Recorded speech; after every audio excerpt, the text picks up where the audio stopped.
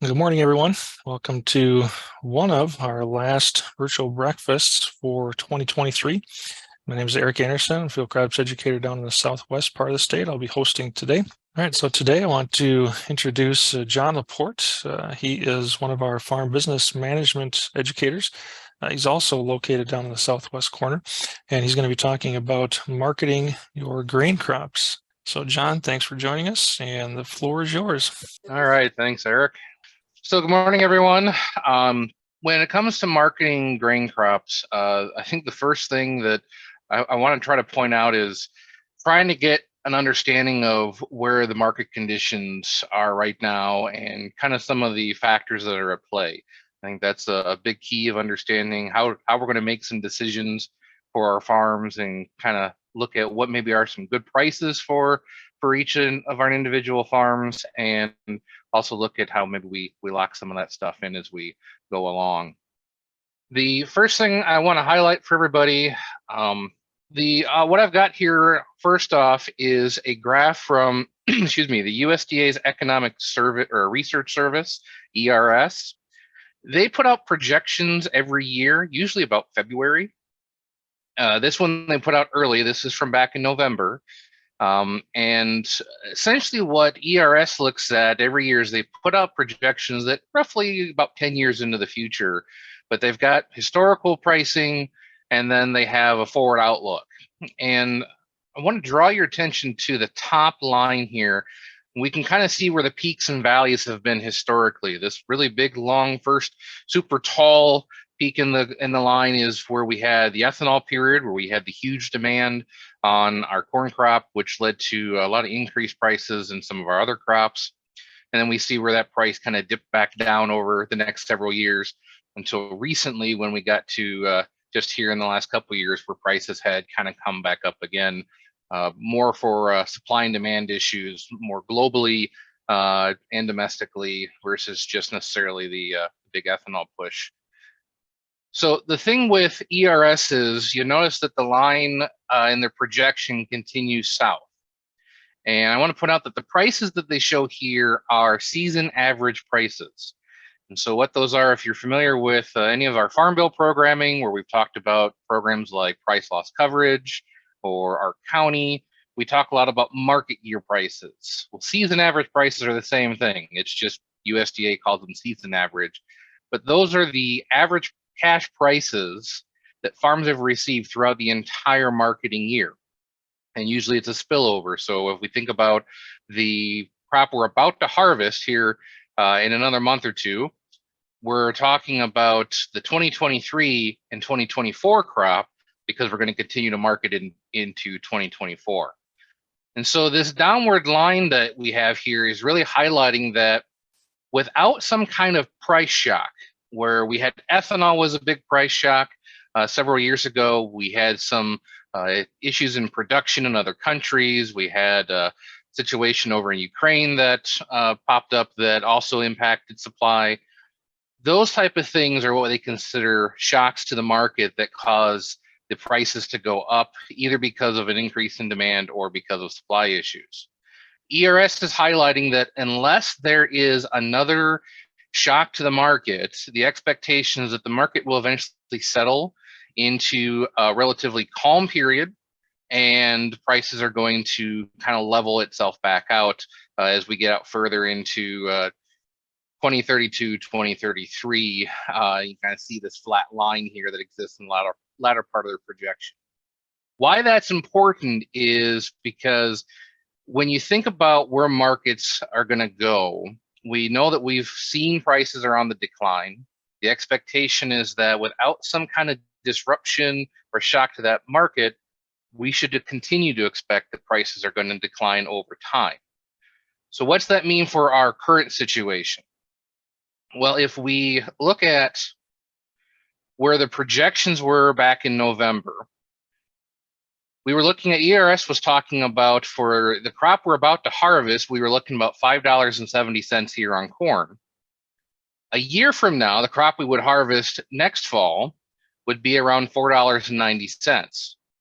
Compare this with the WASDE report that comes out monthly, and that's put on by USDA's Agricultural Marketing Service. And these two groups don't necessarily operate in a vacuum. They actually do work together on a number of things and have some input on this report. The main thing is that WASDE is highlighting that the 2023-24 crop for corn is going to be at $4.90. So they're saying we're already ahead in terms of what their projections were from back in November. The reality is, when we're talking about season average prices, they're talking about a price on an average that we haven't harvested yet, and our markets are already there. They're already actually, in many cases, below $4.90 if you look at what some of the cash offerings are for corn. And so when you think about an average, we have a lot of corn that's going to get sold in the next 4 to 5 months. If we're below $4.90, and we have a lot of grain that typically gets sold in the first 4 to 5 months after harvest, you're talking about needing a lot of price increases during the rest of the marketing year to be able to reach that kind of projected number. And so we're already a year ahead of where we were projecting we were supposed to be when they originally put out the ERS projection. WASDE is saying that we're going to be a year ahead, but in reality, we're already even further ahead than just a year. And so we've got lower prices on the horizon, and we're expected to see those lower prices continue on. Where they're going to bottom out is kind of anyone's guess, but we know from an average, that's what we're looking at. Wheat has a similar story. If you think about where we were projected, we were talking at the ERS about $8 per bushel for the crop that was just harvested for wheat that's going to get sold over the course of the next year. Next year's crop, they were projecting at $6. WASDE's thinking that the crop we just harvested is going to average somewhere around $7.50. In reality, we're already at $6 on the open market. And so that means we would have to have a lot of price increase on wheat to be able to hit that kind of average. So again, we're looking at depressed prices, probably a lot lower prices overall as we continue on to the next several years. Unless, of course, we have some kind of shock to the system. Soybeans, they're actually a little bit different story. When ERS put out their projections, they were looking at $13 for the crop we're about to harvest. And next year's crop would drop about $1.60 and be at $11.40. WASDE actually thinks we're going to be about $12.70. And in reality, we're not too far off from that. I looked at soybean prices again this morning, and we're kind of hovering right around that 13, depending how far out you're looking at, a little bit better than $13 per bushel. So soybeans are kind of the outlier. They're the ones that are saying we're actually kind of holding with those projections. How long that's going to be the case, I can't say. I wish I knew. But in terms of comparison to corn and wheat, there's definitely a difference in what's going on in terms of the soybean market.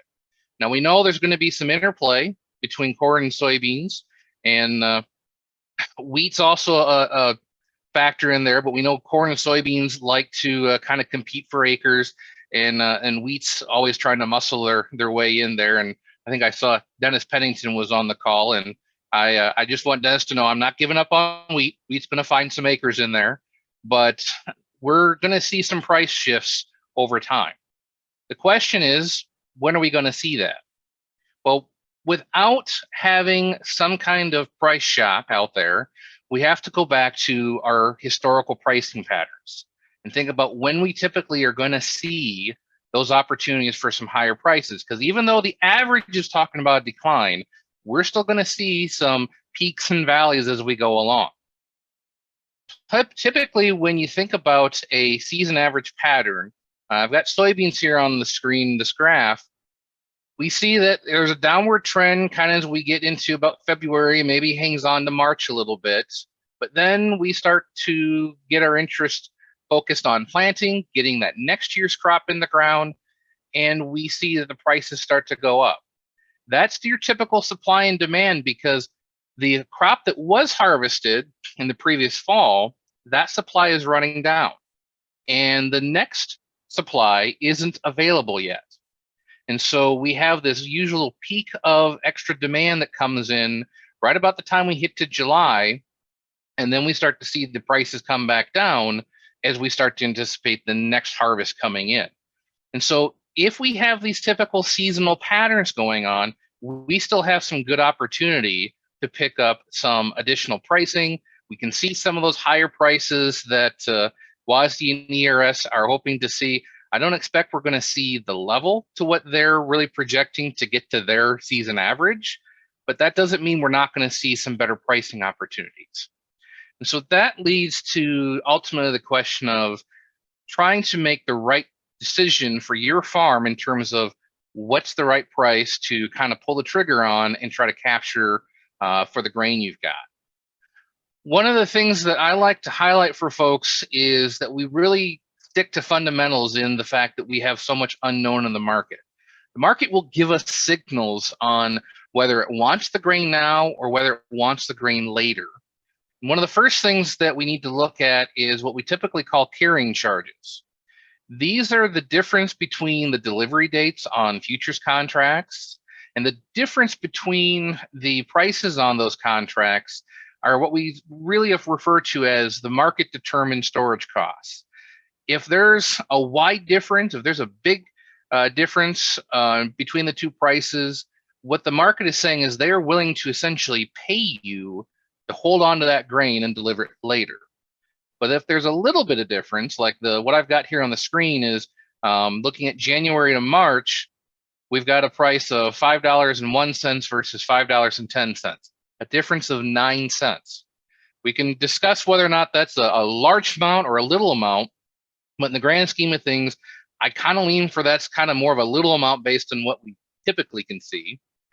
And so if we're seeing a little to no carrying charges sitting out there, the futures is saying they want that grain now.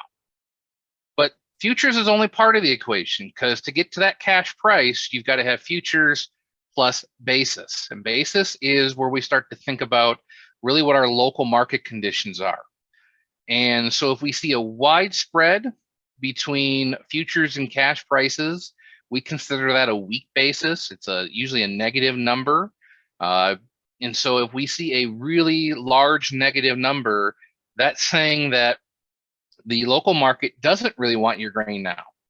If you see a narrower spread where the cash and the futures price are really close, maybe even there's a positive basis where on the screen, let's see an example of a 10 cents basis that's positive for September.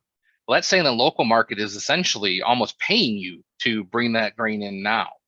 And so we see a narrow spread. We've got a strong basis in that case. That's saying that grain market wants things now. In the example I've got on the screen, you can kind of see that we're in November, we're looking at a basis of negative 50 cents versus December, where it's a basis of negative 20. And so what we're seeing is the local market saying, we don't necessarily want your grain in October, November, but we really want it in December. And so it's saying it wants it now, what would be our typical harvest period for a lot of crops as we're kind of finishing out, getting all our crops into the bin, but only kind of sort of. Because one of the things we've got to remember is we can't move all the grain at once. And so the market kind of knows that. And so it offers a really good price, in some cases, really good basis to get that crop in when they need it, but then they're not going to want to fill up all their bins necessarily on just your crop. And so they're going to try to spring or spread out those deliveries. And logistically for farms, we have to do the same thing. We're just not set up to move all of our grain really in 1 month and be able to do all the other things we've got to do on the farm. And so we've got to be able to think strategically about how do we start moving that grain and looking at other pricing opportunities that are out there. So once we've read the signals, we kind of know where the pricing is at. We understand where the conditions maybe are in the market. Now we've got to start thinking about maybe using some of those pricing decision tools. And what I've got here on the screen is what we call a pricing decision chart. Any of you that's been working with Extension, especially on marketing, have probably seen this before. I know it's been used by a number of people well before my time, but it's a really good chart that really creates 4 quadrants where we look at from going east to west, we're looking at basis and whether it's getting stronger or weaker. And then north to south, we look at futures and whether it's going up or down. And so we can start to look at what decision tools are out there that kind of help us to be able to lock in some of these prices, or at least lock in aspects of these prices, so we can still get to a really good cash price. With the example I depicted, we are looking at a situation where futures prices are looking like they're going to go up. That's the indication right now if you go and look in the futures. But we also see that the basis is weak in some of the cases where I was looking in the local area. Actually show an example of that here in a moment. And so when you look at a situation where futures is going up, but the basis is weak, there are a couple pricing tools that you can use. And these are the main ones I recommend. You can see a couple on your screen. The main one I look to for people is to consider a basis contract, where what you do is you essentially lock in the basis, but you leave that futures price unset so it can kind of float and still increase if you think futures is going to go higher. These are all set based on the actual futures contract, so we might be talking December, March, or May, but because futures is not set, if you've got a favorable basis, that you like the local market conditions and what they would be essentially charging to take that grain, and you think it's a lot better than maybe what they're projecting further out, you can lock that in for that delivery month of when you want to actually move that grain and let futures kind of move. Now, the downside to this is futures might go down, but that's one of the things that you at least lock in part of the price you like, and then kind of give yourself some time to look and see what futures is doing if you think there's some upward potential still. Another option is to use a minimum price contract, where this essentially creates a floor. And you are guaranteed using one of these to either have the current price or the minimum price at the time of delivery. And so if that price continues to go up, if that cash value continues to go up, when you go to deliver, you've got the security of that price isn't going to fall below a certain level, but you can still capture a higher price if it does end up materializing. Now, there are fees to use minimum price contracts. There are also, today, there's a lot of different type of contracts that have this as a feature. Some elevators may not offer it as a standalone option, but that's something to look at where you typically sell your grain and look at where that's maybe an option to use to at least give you some security that we like this price. We know it covers our cost of production, and so we want to try to capture that. The big key with using any of these tools is to kind of continue to read what's going on in the market. And that's where one of the main things I recommend for people is looking at the crop basis tool that Purdue has. They've actually redesigned it. It's really kind of gotten a little bit easier to use in some cases. And I will provide the links to this in the chat for everybody. But this is a really good tool. You can look at the historical basis in your area and look at what's going on right now to kind of see, is this basis weaker or stronger than what we've typically seen? And if you see there's a stronger basis, that gives you a good opportunity to look at maybe using a basis contract. Or if you think basis is a lot weaker than normal, but yet that cash price is still pretty good, then you could look to maybe use a minimum price contract to lock in that cash price. So being cognizant of time here, I know we got to get Jeff here on the screen. I wanted to just kind of wrap up by talking about really how do we put all this together? Because we've talked about marketing conditions, we've talked about price signals out in the market, and then pricing tools. And what I encourage people to do is to think about using marketing plans. These are proactive strategies to price the grain. It is a lot more than just using a basis contract or using a minimum price contract. You've got to consider a lot of other things about essentially what that grain needs to be able to help you achieve for the farm. Is it financial goals? Is it, and what other factors you have, like storage capacity? So those of you who have revenue protection for crop insurance, there are elements of that help you in terms of taking care of some of the risks that's out there in setting up marketing, some of your marketing contracts. And of course, when you're doing marketing, you have to associate and think about your appetite for risk. Are you adverse to risk? Are you not as adverse where you're willing to take a little bit more chances and kind of see what the market's going to do? Or do you want to lock in a good price when you see it because you don't want to take that chance? And there's a couple different marketing plans that you really can think about putting together. First, we call a pre-harvest. So where we'd be kind of at now. So leading up to harvest, trying to lock in some of those prices. And then once we've gotten past harvest, we're thinking more about that post-harvest period and how we're going to move the rest of that grain. We've got some resources here at MSU, and I'll put the link here for this in the chat as well, that can kind of help with that. We've got some extension bulletins that cover a lot of this information, but then we also have a crop marketing evaluation tool. For those of you that know my colleague Roger Betts, this is a tool Roger put together that really highlights the things that I've talked about this morning and looking at how to create essentially that marketing plan for your farm and considering all the factors going on in the market and trying to figure out the steps to go ahead and lock in those good cash prices if they meet that for your farm. And that's everything I've got. So Eric, I'll turn it back to you. All right, great. Thanks, John. I will kick us off with one question, John. Just looking at, I guess, what the drought monitor has looked like over the summer, are there any signals that the ongoing drought conditions in parts of the western corn belt are going to be driving up prices for this fall? Nothing that you mentioned indicates that. I'm just wondering if you've heard anything. I haven't really heard anything at this point. What I've noticed, we did see where the drought had some impact on the markets as we were going through the summer.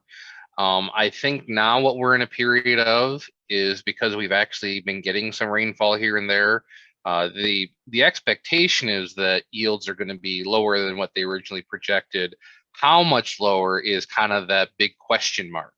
And I think what you're going to wait and see, or the market's in this kind of wait and see pattern where once we start getting folks in the fields and start getting some of the crops off and get a better idea of what's out there, that'll be new information for the market. And as the market kind of absorbs that new information, you might start to see some shifts in the pricing based on what we're finding. That's typically the way the market works, is it reacts to new information. And right now, we've got a lot of kind of projected views on what things might look like, but we don't have the facts yet. And I think that's going to be a big factor. And just to follow up, thanks, John, with some observations from some of my colleagues that recently spoke with here around the Midwest. And the comment was that the two heat waves that we've had here, one in late August, which was only the southwestern part of Michigan really got into, but it was the one preceded the severe weather.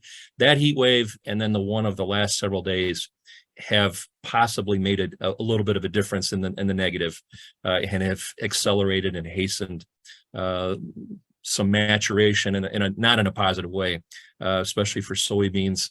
But it's not clear as to how much, but the comment has been made again in several places, especially as you go west and south from Michigan and the Corn Belt, that heat did not do any favors for some of this crop. Very unusual conditions, especially the one back in August, and it may have had some negative, but it isn't clear yet how much. Okay, I still don't have any new questions in the chat. I'll throw this one more out. Again for John, do you know of any resources that would help farmers figure out whether increased grain prices in the middle of the summer would more than offset the additional cost of hiring labor to move grain? Oh, that's a good question.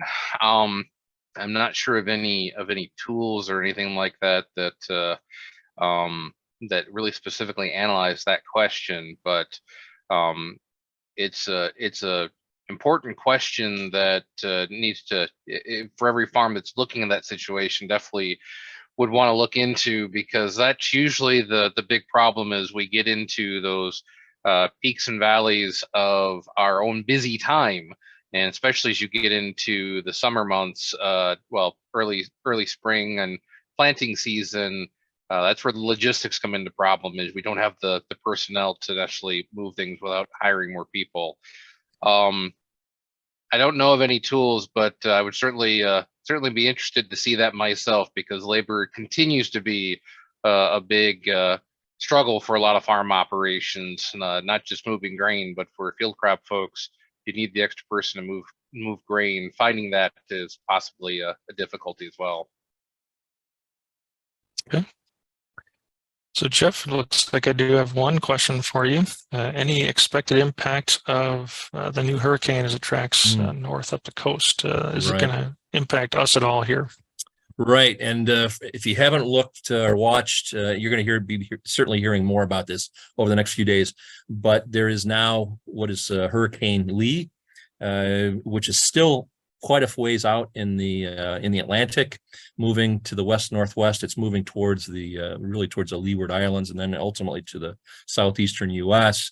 The issue with Lee is that the conditions geographically between where the hurricane, it's a minimal hurricane now, 80-mile-an-hour winds this morning or earlier, but the conditions are very, very, very conducive for strengthening, and not just strengthening, but rapid and significant strengthening. And it would very likely will be a major hurricane. Could up, thinking of wind speeds, maybe up 140, 150 mile per hour here, probably reach peak intensity sometime this weekend. The big question, of course, is where does it go?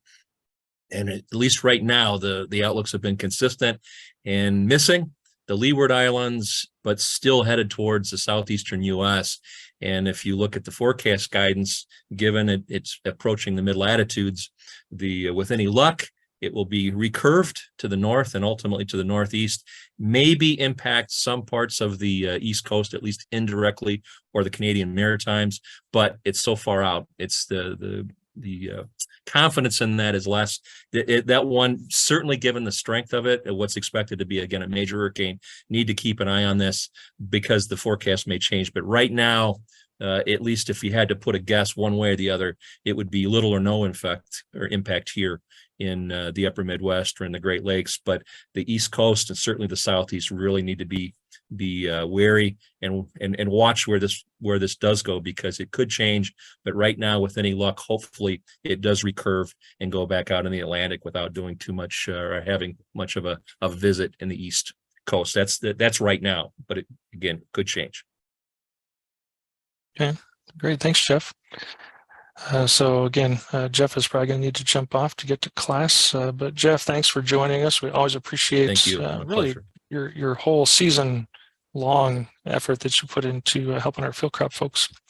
Thanks. Marty, I know, is on his phone. Marty, we've got a couple of questions for you. One about tar spot, any updates there, and then also with soybean.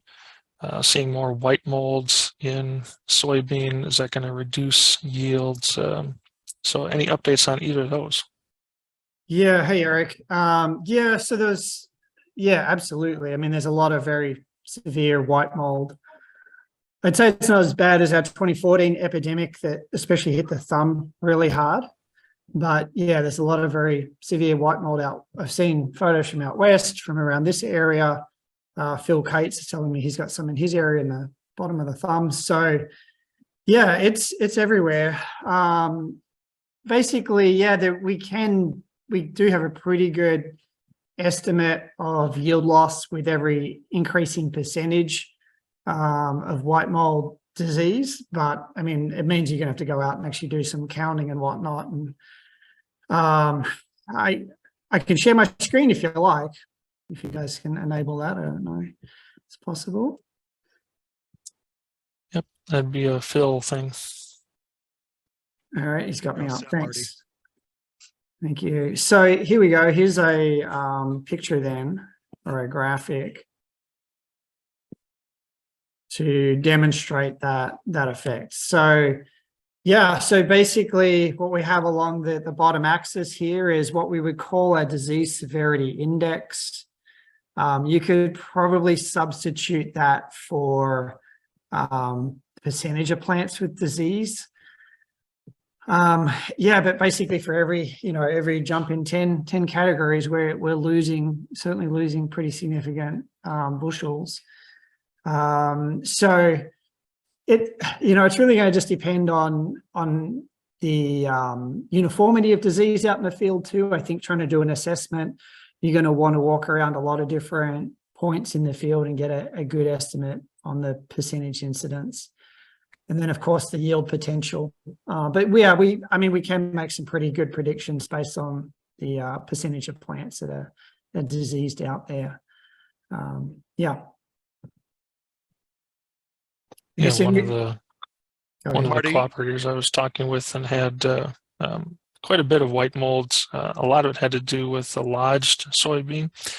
And right now, anyway, he was thinking that he would be able to get up under that. But that has a lot to do with what happens with those plants between now and harvest, whether or not they'll, go down any further.